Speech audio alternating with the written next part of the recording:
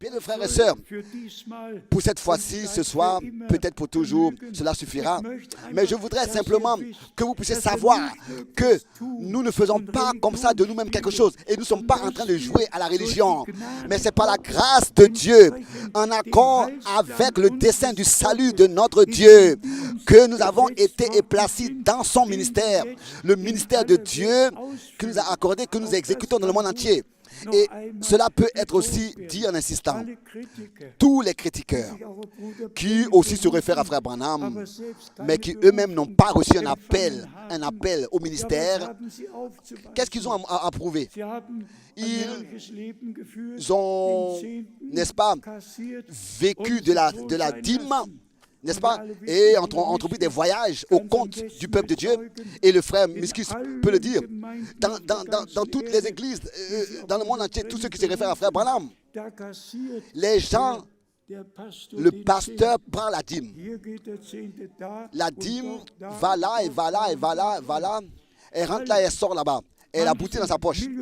Ils sont devenus des millionnaires, des multimillionnaires. Parce qu'ils ont pris la dîme. Non, la dîme appartient dans la maison de Dieu, pas dans la poche du pasteur. Mais on prend quelques citations de frère Branham, que frère Branham a fait, et on bâtit là-dessus, et c'est même pas ce que frère Branham a voulu dire. C'est-à-dire, il a dit après, oui, moi, je reçois seulement $100 par semaine. Alors, frère Branham n'a pas vécu de la dîme, et elle n'a pas atterri dans sa poche. Il a seulement voulu dire que tous ceux qui prêchent la parole de Dieu ont le droit d'être soutenus par la dîme, pour ne pas qu'ils aient avoir besoin de travailler. Mais frère Branham a dit directement après, je reçois $100 par semaine. Mais les frères, n'est-ce pas, ont mal compris et se réjouissent et gouvernent comme ça, ils prennent la dîme pour voyager.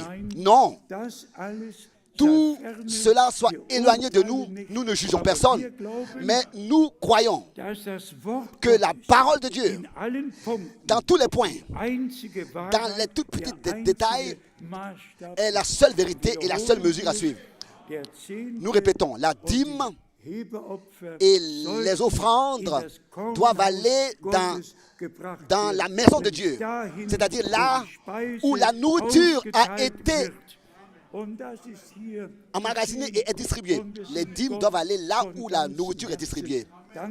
Et nous sommes reconnaissants de Dieu pour cela, de ce que nous avons à part. Nous ne pouvons pas tous voyager, mais nous pouvons tous servir le Seigneur là où nous sommes.